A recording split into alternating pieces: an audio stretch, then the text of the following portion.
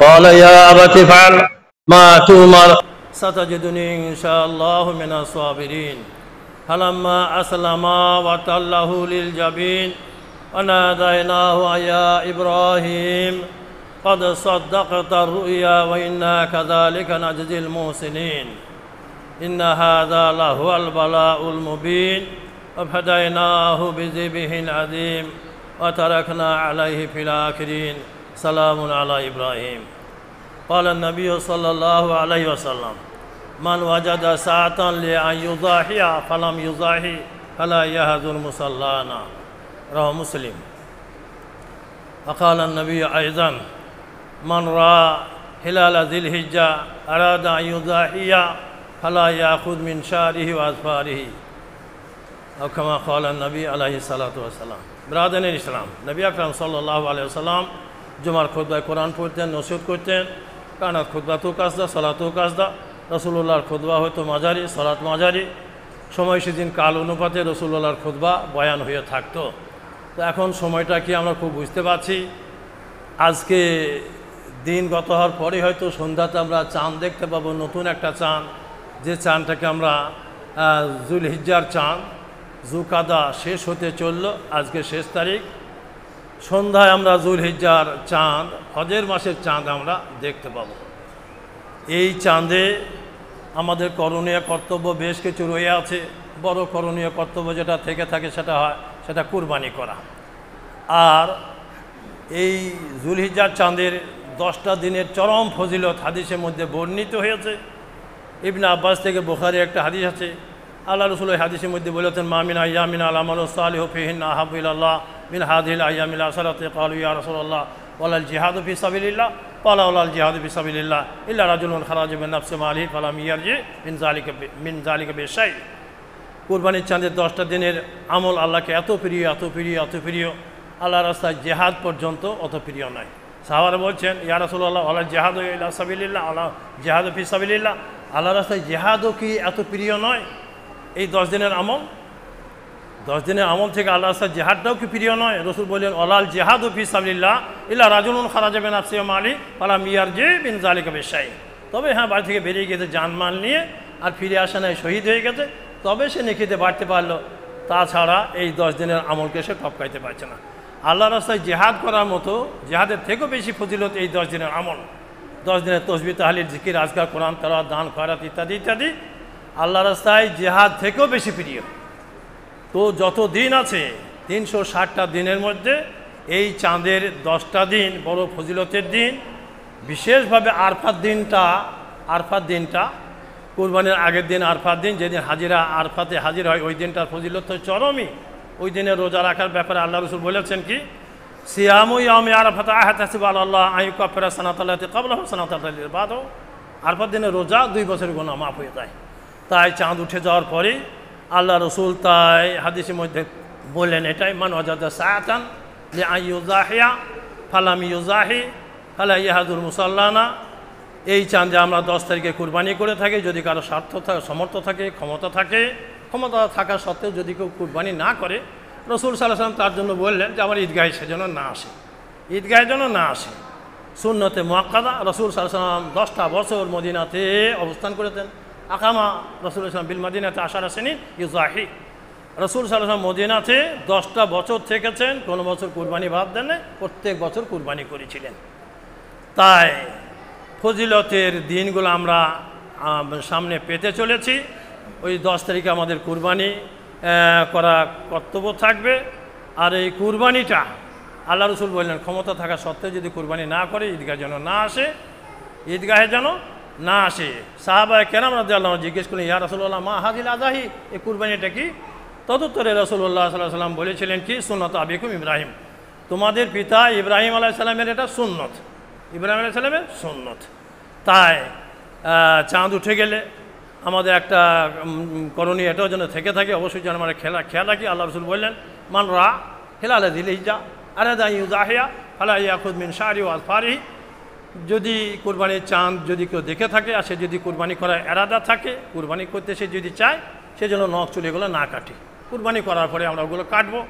বাচ্চারা যদি কাটে সেটা দোষাবহ হবে না, কুরবানি যারা করবেন তারা নকচুল কাটবেন না, এটাই করণীয় কর্তব্য। ইব্রাহিম আলাইহিস সুন্নত, আল্লাহ রসুল বললেন এটা ইব্রাহিম আলাইহিস সালামের সুন্নত।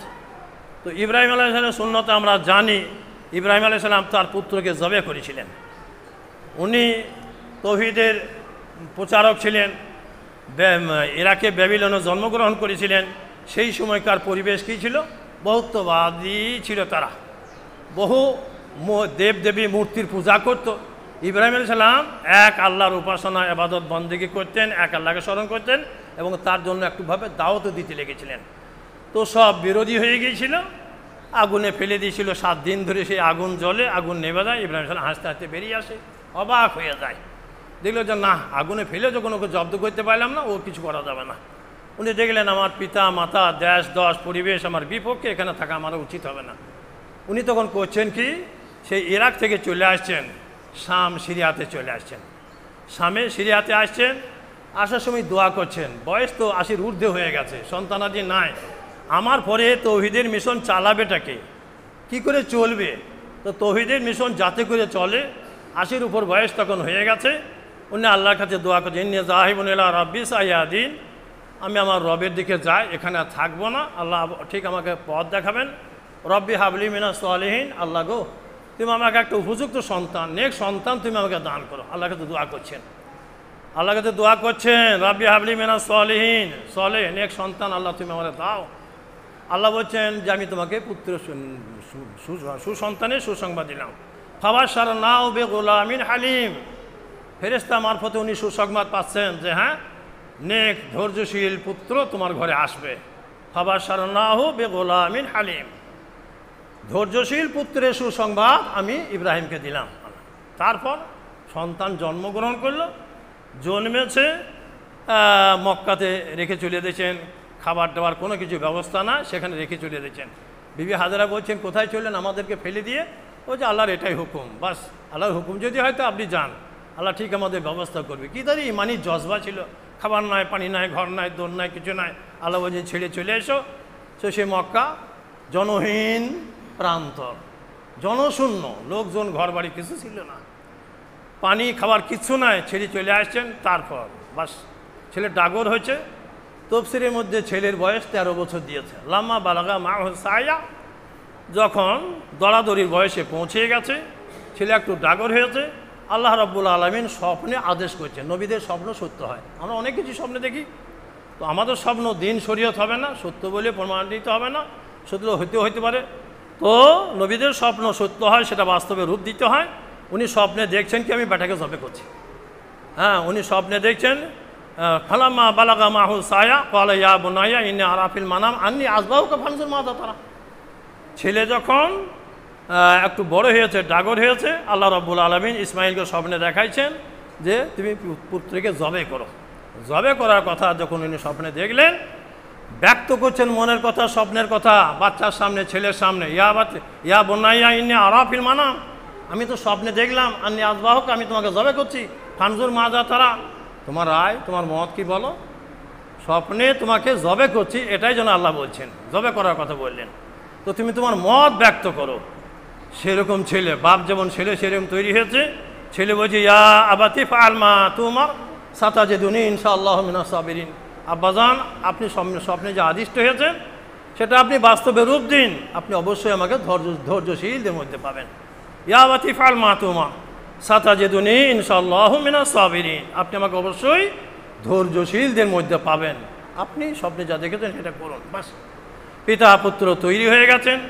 আমরা শুনেছি বা হজে যারা গেছেন তারাও এ কাজ করেছেন, 3 বার পাথর মেরেছেন। কেন 3 বার 3 জায়গায় পাথর মারেন? ইব্রাহিম আলাইহিস সালাম ওই 10 এই কুরবানির চাঁদের 10 তারিখে বেটাকে জবাই করতে যাচ্ছেন মেনা প্রান্তরে। শয়তান দেখছে বেটা জবাই হবে, কিয়ামত পর্যন্ত ইতিহাসকে, অমর কীর্তিকে স্মরণ করবে মানুষ, এটা আমি হইতে দেবো না। হাজারের কাছে গিয়ে বলছে ছেলেকে নিয়ে গেল কেন, কী জন্য জানো? তা বলছে হ্যাঁ নিয়ে গেল কোথাও কোনো কাজে, বেড়াইতে টাইতে। তো না, জবাই করতে গিয়েছে। আল্লাহ বলেছে জবাই করতে বলেছে, তো জবাই করতে নিয়ে গেছে। তা বলছে আল্লাহ যদি হুকুম হয়ে থাকে, বেটা জবাই করার পরে যদি আমাকে জবাই করতে বলে তো তাই করবে, ওতে আবার ব্যথার কী আছে? এ তো পারা গেল না, সাংঘাতিক রে বাবা। চলে আসছেন, আটকাইছেন। পথে বাধা দিচ্ছেন। ইব্রাহিম সালাম পরপর 3 বার পাথর মেরেছিলেন। আজকেও হাজিরা সেই ইব্রাহিম সালামের, সেটা স্মরণ করতে গিয়ে পাথর 3 জায়গায় মেরে থাকে। তারপর পশু জবে করে মাথা নাড়ায় ইব্রাহিম সালাম করেছিলেন। সাফা মারোয়া দরাদরি কেন করেন? ওই যে একটু আগেই শুনলেন, ছেলেকে জনহীন প্রান্তরে রেখে চলে আসলেন, খাবার ঘর দৌড় কিচ্ছু না, হ্যাঁ, পিপাসু তারা পানি পান করবেন। একবার সাফাতে যান, একবার মারোয়াতে যান, উঁচু জায়গাতে তাকেই দেখছেন কোথাও কোনো পাখি টাকি বসে আছে কিনা দেখি, তাহলে জানবো সেখানে পানি আছে, পানির খোঁজে একটু আগাবো। সাফা মারোয়া মা হাজেরা 7 বার ছুটেছেন, দৌড়েছেন। আজকেও সেই হাজিরা মা হাজেরার সেই সুন্নতকে তরিকাকে স্মরণ করতে গিয়ে সাফা মারোয়া ছুটোছুটি করছেন। গোড়ালির আঘাতে ছেলে ছটফট করছে, গোড়ালির আঘাতে আল্লাহর হুকুমে জমজম কুয়ার আবিষ্কার হয়ে গেল। আশ্চর্য, অবাক করা কথা, 10 সালে গিয়ে দেখেছি মা ও সাইয়ারাতুল মা গাড়ি আসছে, আমাদের দিকে তেলের গাড়ি আসে, এসে পাইপটা দেখছি বিল্ডিং এসে আঘাতে লাগে, আনলোড করে দিক একেবারে চলে গেল। পানির গাড়ি, ওদের কত পয়সা, 8 তলা 10 তলা করে বিল্ডিং করেছে, একটা পাইপ গেলে পানি নিতে পারে না। পাইপ যেখানে গাড়বে সেখানে তেল বেরোবে, পানি নাই, যার জন্য রিফাইন করা বিশুদ্ধ পানি ওই বাড়ি থেকে নিয়ে এসে দিয়ে দেয়, আর পান করে ওই জমজমের পানি পান করে। কাপড় চোপড় ধোয়া গোসল ইত্যাদির জন্য বিশুদ্ধ পানি গাড়িতে করে নিয়ে আসে, ঢেলে দেয়। এ তো অবস্থা, যেখানে পাইপ গাড়বেন তেল বের হবে, পানি নাই। আর আল্লাহর কি কুদরত, আল্লাহ কি কুদরত দেখে না, হয়তো वहाँ যাও দেখো আল্লাহকে বান্ধে। পাথরের ফাঁক থেকে সেই হাজারা আলাইহিস সালাম আর তার বাচ্চা, গোড়ালি আঘাতে আল্লাহর হুকুমে পানি বের হয়েছিল। মা হাজারা একটু ঘিরে দিয়েছিলেন, বাস। তারপর লোকজন আসে, এখানে পানি রে, একটু পান করার সুযোগ হবে, একটু থাকার সুযোগ হবে, বসতি গড়ে গেল। তো সেই হাজার হাজার বছর আগে পাথরের ফাঁক থেকে যে পানি বের হতে লেগেছিল, বিশুদ্ধ পানি, একেবারে বিশুদ্ধ পানি, রোগের শেফা, আরোগ্য, মুক্তি, তো সেই পানি এখনো পর্যন্ত বের হইতেই চলছে। সারা দুনিয়া, पूरी दुनिया उसको पीती है, पूरी दुनिया वो पानी पीती है। আপনি যেখানে পাইপ গাড়বেন তেল বের হবে, আবার সেই পাথরের ফাঁক থেকে হাজার হাজার বছর থেকে সেই বিশুদ্ধ পানি বেরিয়ে আসে। কি আল্লাহর কত বড় কুদরত! অবাক হয়ে যেতে হয়, অবাক হয়ে যায়। তাই সেই ছেলেকে কোরবানি করার জন্য তৈরি হয়েছিলেন। শয়তান বাধা দিচ্ছে, ইব্রাহিম সালাম পাথর মেরেছিলেন। ফালাম্মা বালাগা মাহু সায়া ক্বালা ইয়া বুনাইয়া ইন্নী আরা ফিল মানাম আন্নী আযবাহুকা ফানজুর মাযা তারা ক্বালা ইয়া আবাতি ফাল মা তুমার সাতাজিদুনি ইনশাআল্লাহু মিনাস সাবিরিন। ফালাম্মা আসলামা ওয়া তাল্লাহু লিল জাবিন, এটাকে জাবিন বলা হয়, এটা হচ্ছে জাবিন, আর এটা হচ্ছে জাভা। তাল্লাহু লিল জাবিন, চিৎ করে শুয়ে দিলেন না, কাত করে শুয়ে দিলেন, মুখের দিকে যাতে নজর না আসে, মুখটাকে একটু যাতে আড়াল হয়ে যায়। বেটা বলেছিল যে আব্বা একটু কাত করে আমাকে দেবেন, তাল্লাহু লিল জাবিন, বেটাকে কাত করে শুয়ে দিয়েছেন। ফালাম্মা আসলামা তাল্লাহু লিল জাবিন, বেটাকে কাত করে শুয়ে দিয়েছেন, দিয়ে ছুরি চালাইছেন। ছুরি যখন চালাইছেন তখন আল্লাহ কি বলছেন, না দায় না হুয়া ইব্রাহিম কদ সাদ্দাকতা রুয়া ইন্না কাযালিকা নাজজিল মুহসিনিন। আল্লাহ বলছেন, হে ইব্রাহিম, তুমি স্বপ্নকে সত্যিই বাস্তবে রূপ দিয়েছো, স্বপ্নকে সত্যিই তুমি বাস্তবে রূপ দিয়েছো। ইন্না হাযা লাহুল বালাউল মুবিন, এটা প্রকাশ্য একটা পরীক্ষা ছিল, তুমি পরীক্ষাতে পাশ করে গেছো, উত্তীর্ণ হয়ে গেছো। ফাদাইনাহু বিযিবহিন আযীম, আল্লাহ বলছেন আমি ওটাকে বড় কুরবানির সাথে চেঞ্জ করে দিলাম। জিবরিলকে বললেন, জিবরিল তুমি যাও, জান্নাত থেকে দুম্বা নিয়ে যাও, ইসমাইল হটে যাক, দুম্বা জব হয়ে যাক, এটা তাড়াতাড়ি করো। বাস আল্লাহর হুকুমে জিবরিল আলাইহিস সালাম দুম্বা নিয়ে আসলেন, ইসমাইলকে সরিয়ে দিয়ে দুম্বা শুয়ে দিলেন, দুম্বা জবে হয়ে গেল, ইসমাইল বেঁচে গেলেন।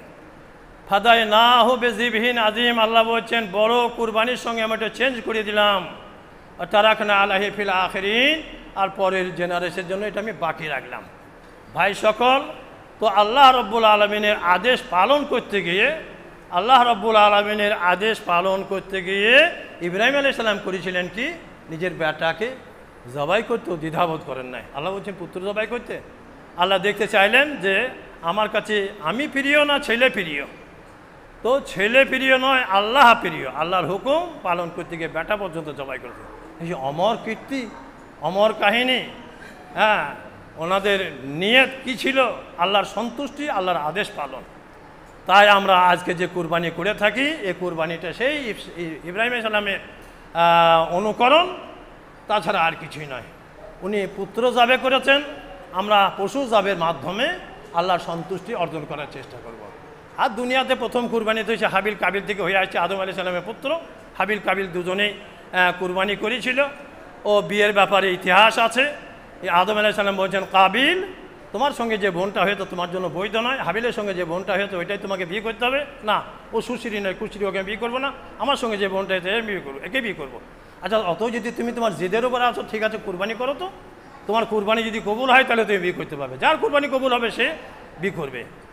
তো হাবিল কাবিল দুজনেই কুরবানি পেশ করলো। কাবিল করলো কি? কাবিল করল গমের শীষ দিল, হাবিল এক দুম্বা দিল। তখনকার কুরবানি ছিল কি? আগুন আসতে এসে পুড়িয়ে দিত, আগুন এসে পুড়িয়ে দিত। আগুন আসলো, হাবিলের কুরবানির দুম্বা সেটা পুড়িয়ে দিল, আর কাবিলের কুরবানি গমের শীষ সেটা পুড়লো না, কিছু হলো না। আদম আলাইহিস সালাম বললেন, দেখো তোমার কুরবানি কবুল হয় না, হাবিলের কুরবানি কবুল হয়েছে, হাবিল একে বিয়ে করতে পারবে, তুমি পাবে না। তারপরে সে ঝগড়া বেঁধে গেল, ভাইকে জবেই করে দিল। তো সেই সময়কার দস্তুর নিয়ম ছিল কি? কুরবানি কবুল হওয়ার নিয়ম কি ছিল? যে আগুন আসতো পুড়িয়ে দিত। আজকে যদি সেই নিয়মটা থাকতো, পুড়িয়ে দেওয়ার ব্যাপার, তাহলে হয়তো জানি না 99% মানুষের হয়তো কুরবানি পুড়িয়ে থাকতো, পুড়তো না, আল্লাহ কবুল করতেন না। হ্যাঁ, কুরবানিটা আমরা দিয়ে থাকি। কুরবানিটা কি? সূরা হজ্জের মধ্যে আল্লাহ রাব্বুল আলামিন বললেন, লা ইয়ানালুল্লাহু লুহুমুহা ওয়ালা দিমাউহা ওয়ালাকিন ইয়ানালুহু তাকওয়া মিনকুম। আল্লাহর কাছে গোশত পৌঁছায় না, রক্ত পৌঁছায় না, আল্লাহর কাছে পৌঁছায় কি? তাকওয়া, খোদাভীতি। আল্লাহর সন্তুষ্টি অর্জনের জন্য, তাকওয়া অবলম্বনের জন্য আমরা কতখানি কুরবানি করছি, আল্লাহ সেটাই দেখতে চান। বারাকাল্লাহু লানা ওয়া লাকুম ফিল কুরআনিল আযীম।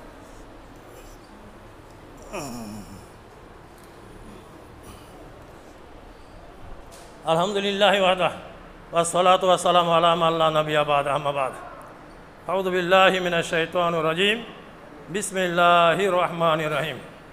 ওয়া লিকুল্লি উম্মাতিন জাআলনা মানসাকা আও কামা ক্বালা নবী আলাইহিস সালাতু ওয়াস সালাম। ভাই সকল, তো কুরবানি আমরা দিয়ে থাকি পশুর মাধ্যমে। ইব্রাহিম আলাইহিস সালামের সেই অমর কীর্তিকে স্মরণ করে থাকি। তো আমরা পশু জবে করব, পশু কুরবানি করব, সেটা যেন নিখুঁত হয়, এদিকে আমরা যেন লক্ষ্য রাখি। নিখুঁত, লা তুযবাহু ইল্লা মুসিন্না, দাঁতা পশু কুরবানি করতে হয়। বিনা আদাঁতা ছাগল গরু আদাঁতা কুরবানি করা চলে না। উট দেন আর ছাগল দেন আর গরুই দেন। একটা হাদিস আছে যে যদি ভেড়ার বাচ্চা 1 বছরও হয়ে গিয়ে থাকে, ভেড়ার বাচ্চা 1 বছরের হয়েছে, আর সে যদি না দাঁতে, তাহলে সেটা কুরবানি করা চলবে। ছাগল চলবে না। আপনার ঘরের ছাগল 1 বছর হয়ে গেছে, 1 বছর পর ছাগল দিতে যায়, ঘরের ছাগল 1 বছর হয়ে গেছে দাঁতে নেয়, আপনার কুরবানি চলবে না। ভেড়া আছে 1 বছর হয়ে গেছে দাঁতে নেয়, আদাঁতা ভেড়া চলবে, অন্য পশু দাঁতা ছাড়া চলবে না। নিখুঁত আমরা সেগুলো সব মশলা জানি। তো একটা বিতর্কিত মশলা আছে, যেটা কিছু আলেম বলেন যে ভাগাভাগি কুরবানি। ভাগাভাগি কুরবানি হাদিস আছে কি? একটা বকরি একটা ফ্যামিলি পরিবারের জন্য যথেষ্ট। সেই হাদিস, একটা বকরি একটা ফ্যামিলির জন্য, একটা পরিবারের জন্য যথেষ্ট।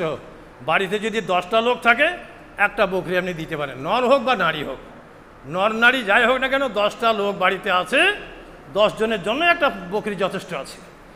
আর গরুতে যদি আমরা শরীক হইতে চাই, জাবের থেকে বর্ণিত মুসলিমের হাদিস আছে, আল্লাহ রাসূল বললেন, আল বাকারাতু আন সাবাতিন আল জুজুর আন সাবাতিন। এটা মুসলিমের হাদিস, জাবের থেকে বর্ণিত। একটা গরুতে 7 জন শরীক হইতে পারে, একটা উটেও 7 জন শরীক হইতে পারে। তো 1 জন 2 জন 5 জন মিলে যদি আমরা গরুতে শরীক হয়ে কুরবানি করি, সেটাও চলবে। কিছু আলেম যে বলেছেন গরুতে 7 ঘর শরীক হওয়া চলবে না, ওটা সফরের জন্য কাজ ছিল। ইবনে আব্বাস থেকে বর্ণিত, ইবনে আব্বাস বলছেন, আমরা আল্লাহ রসুলের সঙ্গে সফরে ছিলাম, আমরা আল্লাহ রসুলের সঙ্গে সফরে আছি, এটা তিরমিজি হাদিস, ইবনে আব্বাস বয়ান দিচ্ছেন। সফরে ছিলাম, তো ঈদুল আজহার সময় চলে আসলো। ঈদুল আজহার সময় যখন চলে আসলো, তখন আল্লাহ রসুল বললেন, একটা গরুতে 7 জন শরীক হও, আর একটা উটে 10 জন শরীক হয়ে তোমরা কুরবানি করো। কিছু আলেম বলে থাকেন গরুতে 7 জন শরীক হয়ে কুরবানি করা চলবে, সফরে চলবে, আর হজরে বা বাড়িতে চলবে না। তো অনেক বিদগ্ধ পণ্ডিত তারা বলছেন আল্লাহ রসুল যখন খাস করেন নাই তখন খাস করার অধিকার আমাদের নাই। হ্যাঁ, জাবের থেকে বর্ণিত মুসলিমের হাদিস, আল্লাহ রসুল বললেন আল বাকারাত আন সাবাতিন ওয়াল জুজুর আন সাবাতিন, একটা উটে 7 জন শরিক হতে পারে, একটা গরুতে 7 জন শরিক হতে পারে। তো আপনি আমি করে যদি 7 জন শরিক হয়ে একটা গরুতে কুরবানি করি, এটা যথেষ্ট হয়ে যাবে। 3 ভাই মিলে যদি একটা কুরবানি দেয়, একটা গরু দেয়, সেটা যথেষ্ট। 3 জন 5 জন 7 জন, 7 জনের বেশি চলে না। কেউ কেউ বলে যে 2 জন যদি শরিক হয় তো গোশ কীভাবে কী করবে? আর বাবা, গোশ কীভাবে করবে? 2 জন শরিক হয়েছে, গোশ আধা আধা করে নেবে, তারপর খাওয়াবে। 2 জনই যদি শরিক হয়ে থাকে, গোশ তো আধা আধা করবে। 7টা ভাগ করতে হবে, 3.5 ভাগ করে নিতে হবে। এরকম কোথাও কোথাও বুড়োমোর ফতোয়া আছে। বুড়োমোর ফতোয়া না, বুড়োমোর ফতোয়ার দরকার, বুড়োমোর দরকার নাই। 2 জন শরিক হয়েছেন, অর্ধেক অর্ধেক করে নিলেন, তারপরে গোস্ত আপনি বিলি বন্টন করলেন, খেলেন। সূরা হজের 28 নম্বর আয়াতে আল্লাহ রাব্বুল আলামিন বললেন কুলু আতিমুল বায়িস ওয়াল ফাকির। 36 নম্বর আয়াতে আল্লাহ রাব্বুল আলামিন বললেন কুলু আতিমুল কানিয়া ওয়াল মু'তার। সূরা হজ্জের 28 নম্বর আয়াতে বললেন কুলু আতিমুল বায়িস ওয়াল ফাকির, তোমরা ওই মাংস নিজে খাও এবং দুস্থ অভাবীদের খাওয়াও। কানে মু'তার মানে হচ্ছে দুস্থ অভাবী। আর 36 নম্বর আয়াতে আল্লাহ রাব্বুল আলামিন কি বললেন কুলু আতিমুল কানিয়া ওয়াল মু'তার। কানে অভাবী বটে, কিন্তু সে ভিক করে বেড়ায় না, চেয়ে বেড়ায় না, তাকে কানে বলা হয়েছে। আর মু'তার অভাবী এবং সে হাত পেতে বেড়ায়, যাচাঙ্গা করে। নিজে খাও, দুস্থ অভাবীদের খাওয়াও। আর সূরা হজের 36 নম্বর আয়াতে আল্লাহ বলে কুলু আতিমুল কানিয়া ওয়াল মু'তার, নিজে খাও আর যারা অভাবী, চেয়ে বেড়ায় না, কেউ অভাবী বটে, তাকেও দাও, যারা চাইতে আসছে তারেও দাও। এক কথায় খেতে হবে, গরিব দুস্থ মিসকিন তাদের খাওয়াইতে হবে, আত্মীয় স্বজন বন্ধু বান্ধব আছে তাদেরও দিতে হবে। খাওয়া এবং খাওয়ানো। তো ভাগ করতে হবে 3টে না 5টা, 2টো কি কটা গোস্ত আপনি কিভাবে ভাগ করবেন, এই ব্যাপারে কোথাও শরীয়তে হাদিস কোরআন। কুরবানি প্রথম দিকে রাসূল সাল্লাল্লাহু আলাইহি সাল্লাম সাহাবাদের বলেছিলেন 3 দিনের বেশি তোমরা কুরবানি গোস্ত খেতে পারো না। 3 দিনের বেশি খাওয়া চলবে না, 3 দিনের বেশি খাওয়া চলবে না। তখন সাহাবায়ে কেরাম 3 দিন পর্যন্ত যা গোস্ত খেতে পারতেন সেরকমটা নিতেন, রাখতেন, বাকি বন্টন করে দিতেন, দান করে দিতেন। তারপর রাসূল সাল্লাল্লাহু আলাইহি ওয়াসাল্লাম যখন সাহাবাদের মধ্যে একটু সচ্ছলতা দেখলেন, আরও তো অভাব নাই, সচ্ছলতা যখন অনুভব করলেন, সচ্ছলতা যখন দেখলেন, তখন আল্লাহ রসুল কী বললেন কুলু ওয়াদ্দাখিরু, কুলু ওয়াদ্দাখিরু, খাও, প্রয়োজনে জমা করে রাখো, সিজিয়ে তুমি দীর্ঘদিন ধরে খেতে পারো। তাই আপনি দান করার পরে দিলেন, যেমনটা সাহেল যাচাঙ্গাকারী এসেছিল তাদেরকে দিলেন, যথাযথভাবে দেওয়ার পরে আপনি বাড়িতে রাখলেন। হয়তো 30 কেজি মাংসের 15 কেজি চলে গেল, 15 কেজি আপনার বাড়িতে হয়তো থাকলেও সে 15 কেজি যদি আপনি 15 মাস ধরে, 10 মাস 2-4 মাস ধরে আপনি খান, কোনো দোষ হবে না, দেওয়ার পরে আপনি সেটা খেতে পারেন। ভাই সকল, একটা জিনিস লক্ষ্য করার যেটা সেটা হচ্ছে আজকে আমাদের বাজারের কুরবানি, আমাদের সমাজের কুরবানি, আপনাদের এখানকার হাওয়া কেমন বলতে পারছি না। তো কুলুটে দেখেছি, কুলুটে 2টো বেশ ভালো সেট আছে। কুলুটে আপনারা গেছেন অনেকেই দেখেছেন। ইটের ভাটাও আছে, 2 ইটের ভাটাওয়ালা, তারা কম্পিটিশনের সঙ্গে গরু কেনে। মাশাআল্লাহ, 2 ইট ভাটাওয়ালা পয়সাওয়ালা বটে। তো জুমাতে আসে, 1 বছর তো এক ভাটাওয়ালাকে দেখলাম, রোজার মাসে রোজা রেখে নামাজ পড়েছে। গায়ের লোক বলছিল এবার যেন রেকর্ড ওনার জীবনে, প্রায় 50 বছর বয়স হয়ে গেল, রোজার মাসে মসজিদ ঢোকা আমরা ওনারাই প্রথম দেখলাম। রোজাতে কুলুট গিয়েছিলাম, লোকেরা বলছিল। তো 2 ভাটাওয়ালা গরু কেনে কম্পিটিশনের সঙ্গে। যে ও গরু কিনেছে কত, তাহলে 60,000-এর। তো এই তোমরা ঠিক আছে, আমি তাহলে 70-80 হাজারে কিনবো, যেন গরু আমার দেখতে আসে।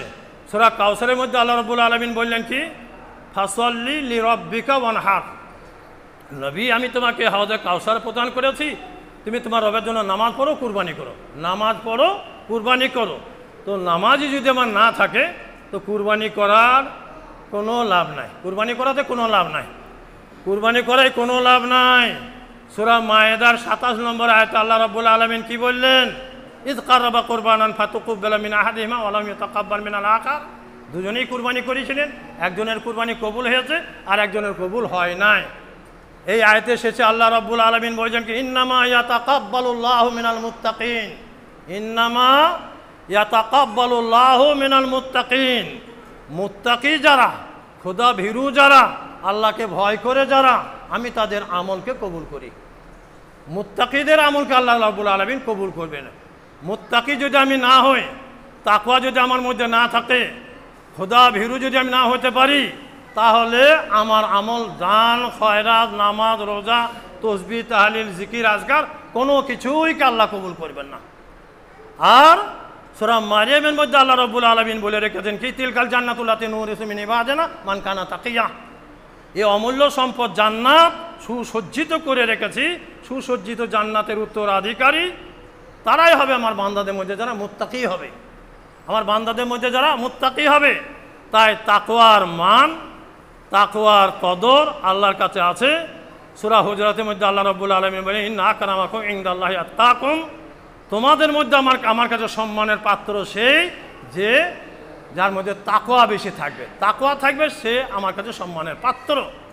বিদায় ভাষণে, হজে বিদায় ভাষণে আল্লাহ রসুল বলেছিলেন কি, আমার সাহাবাবর্গ, তোমাদের রব এক, তোমাদের পিতা এক, কোনো আরবওয়ালার ফজিলত নাই অন আরবের উপরে, কোনো অন আরবের ফজিলত নাই আরবওয়ালার উপরে, কোনো শ্বেতাঙ্গের ফজিলত নাই কৃষ্ণাঙ্গের উপরে, কৃষ্ণাঙ্গের ফজিলত মর্যাদা নাই শ্বেতাঙ্গের উপরে। যদি কারো মর্যাদা থেকে থাকে, তাকওয়া হলো, খোদাভীতি হলো মর্যাদার মানদণ্ড। তাকওয়া, পরেশগারি, খোদাভীতি, এটাই হলো আল্লাহর কাছে মান, মর্যাদা, কদর, সম্মানীয় হওয়ার মানদণ্ড হলো তাকওয়া। তাই বুজুর্গ দোস্ত, আজকের খুতবাতে আপনাদের সামনে যে মোটা মুদ্রা কথা পেশ করতে চাইছে সেটা হয়েছে কি, আল্লাহ রাব্বুল আলামিন বলেন, ইন্নামা ইয়াতাকাব্বালুল্লাহু মিনাল মুত্তাকিন, আমি আল্লাহ মুত্তাকিদের আমলকে কবুল করে থাকি। তা আমরা প্রতিটি পদক্ষেপে দিনে রাতে শ্বাস ফেলতে গিয়ে চিন্তা করব, তাকওয়া জৈসি চিজ কো কিয়া हमने अपनाया, তাকওয়াটাকে আমি অবলম্বন করতে পেরেছি কি, আমার মধ্যে তাকওয়া এসেছে কি, আমি ঠিকভাবে আল্লাহকে ভয় করে চলতে পারছি তো, আমার দ্বারা কোনো পাপ সংঘটিত হয় না তো। মানুষ আমরা ফেরেশতা নয়, হয়তো খালে অখালে পাপ পড়ে যেতেই পারে। যদি তাই হয়ে যায় আল্লাহর কাছে ক্ষমা চাইব। আর প্রতিটি মুহূর্ত ক্ষণ তাকওয়া এমন একটা ক্যাপসুল, তাকওয়া এমন একটা ক্যাপসুল, এমন একটা জিনিস, এটা যদি আপনার কাছে থাকে, তাকওয়া ক্যাপসুলটা যদি আপনি খেয়ে নেন, তাকওয়াটা যদি আপনার কাছে থাকে, তাহলে আপনার কাছে শরীয়তের সমস্ত বিধান বাস্তবে রূপ দেওয়া, পালন করা আপনার জন্য সহজ হয়ে যাবে। যদি শুধু তাকওয়াটা থাকে, আল্লাহর ভয়টা থাকে, আল্লাহ ভীতি যদি আমার মধ্যে থেকে থাকে, নামাজ সহজ হয়ে যাবে, কুরবানি সহজ হয়ে যাবে, দান খয়রা সহজ হবে। দুনিয়া করবো না, দুনিয়া করতে ইচ্ছা করবে না, যে কেবল পরকালের পাথেও কী করে সংগ্রহ করতে পারবে, পরকালের পাথেও কী করে সংগ্রহ হবে, এমনটাই চিন্তা ফিকির তার মধ্যে লেগে থাকবে। তাই ভাই, এই আমাদের সামনে কাল থেকেই কুরবানির দিনের 10টা দিনের যে ফজিলত খুবই, মা হাফসা রাদিয়াল্লাহু আনহা তিনি বয়ান করছেন, আরবাউন লাম ইয়াদাহুন্না নবী সাল্লাল্লাহু আলাইহি ওয়াসাল্লাম, আরবাউন লাম ইয়াদাহুন্না নবী সাল্লাল্লাহু আলাইহি ওয়াসাল্লাম, আল্লাহ রসুল 4টে জিনিস কখনোই ছাড়েন নাই। 4টে জিনিস ছাড়েন নাই, সে 4টে জিনিস কি, আশুরা রোজা, আর আশুরা রোজা, আর জিলহিজ্জার চাঁদের 9টা রোজা, জিলহিজ্জার চাঁদের 9টা রোজা, আশুরা রোজা, আর প্রত্যেক সালাসাতু আইয়ামিন মিন কুল্লি শাহরিন, প্রত্যেক চাঁদে 3টি করে রোজা, রাকাতানি কাবলাল ফজর, আর ফজরের আগে 2 রাকাত সুন্নত। এই 4টে জিনিস মা হাফসা রাদিয়াল্লাহু আনহা বয়ান করেছেন, আল্লাহ রসুল কখনো ছাড়েন নাই। আল্লাহ রসুলের আদর্শ ছিল, সুন্নত ছিল, তরিকা ছিল, চাঁদ উঠে গেলে 9টা দিনই রোজা রাখতেন। এই 9 দিনের ফজিলত জিহাদের থেকেও যখন বেশি ফজিলত এই 9 দিনের আমলে, তখন পিছিয়ে থাকবে কেন? আল্লাহ রসুল রোজা রাখতেন, 9 দিনই রোজা রেখেছেন। কুরবানির দিনে, কুরবানি করার আগে পর্যন্ত কিছু খান নাই, কুরবানি করে তারপরে খেয়েছেন, কুরবানি করে তারপরে খেয়েছেন। আর কুরবানির দিনে পশু মা আমেলা ইবনু আদমা মিন আমালিন ইয়াউমান নাহরে আহাব্বু ইলাল্লাহ মিন ইহরাকিদ দাম। কুরবানির দিনে কুরবানি করাটাই হলো আল্লাহর কাছে সব থেকে প্রিয় আমল। কি দরকার 20,000 টাকা খরচ করে গরু কিনে ঝামেলা করা? ও 20,000 টাকা আমি দান করে দেবো, পশু জবাই করবো না। এক ভাই একটা গরু জবাই 20,000 টাকা গরু জবাই করে দিল, গোস্ত ছাড়ি বন্টন করছে, গরিব দুস্থদের দিচ্ছে, বাচ্চাদের খাওয়াচ্ছে। আর এক ভাই মাস্টারি করে সে হয়তো 50,000 টাকা দান করে দিল, ও ঝামেলায় দরকার নাই। আল্লাহর কাছে এই পশু ইহরাকির দাম, খুন প্রবাহিত করা কুরবানির দিনে, এটাই আল্লাহকে বেশি পছন্দ। আপনি হাজার হাজার লাখ লাখ টাকা দান করবেন, ওটা আল্লাহ পছন্দ করেন না। তাই আমরা চাঁদ দেখব, সন্ধ্যায় চাঁদ উঠবে, তারপরেই এই 10টা দিনের আমরা চরম সম্মান করব। তকবীর পাঠ করব, আল্লাহু আকবার আল্লাহু আকবার লা ইলাহা ইল্লাল্লাহু আল্লাহু আকবার আল্লাহু আকবার ওয়ালিল্লাহিল হামদ। এটা আম তকবীর 10 তারিখ পর্যন্ত, 1 তারিখ থেকে 10 তারিখ পর্যন্ত আম তকবীর পড়তেই থাকবেন। আর খাস তকবীর 11 তারিখ থেকে নিয়ে 13 তারিখের আসর পর্যন্ত সালাত সালাম ফেরার পরে আল্লাহু আকবার আল্লাহু আকবার লা ইলাহা ইল্লাল্লাহু আল্লাহু আকবার আল্লাহু আকবার ওয়ালিল্লাহিল হামদ, এটা খাস তকবীর। আম তকবীর সাহাবায়ে কেরাম চলতে ফিরতে উঠতে বসতে হাটে ঘাটে বাজারে ঘুরতেন, চিল্লিয়ে চিল্লিয়ে পড়তেন তকবীর পড়তেন। হ্যাঁ, রোজার সময় চাঁদ দেখেছেন ঈদের মাঠে আসার আগে পর্যন্ত, আর ঈদুল আজহাতে চাঁদ দেখার পর থেকে 13 তারিখ আসার পর্যন্ত তকবীর পড়ার কথা বলা আছে। তাই আমরা পার্টির মিছিলে খুব ইনকলাব জিন্দাবাদ করতে পারি, আর এইগুলোতে আমাদেরকে লজ্জা আসে না। লজ্জার মাথায় লাত মারি, পদাঘাত। আমরা সুন্নতকে জিন্দা করব। ইব্রাহিম সালাম তার বেটাকে জবে করে অমর কীর্তি রেখে গেছেন। নিখাত ভালোবাসা আল্লাহর প্রতি তাদের ছিল। আমরাও তাই সব থেকে আল্লাহর প্রতি ভালোবাসা রাখতে গিয়ে আল্লাহর আদেশকে আমরা পুঙ্খানুপুঙ্খভাবে পালন করব, কুরবানি করব।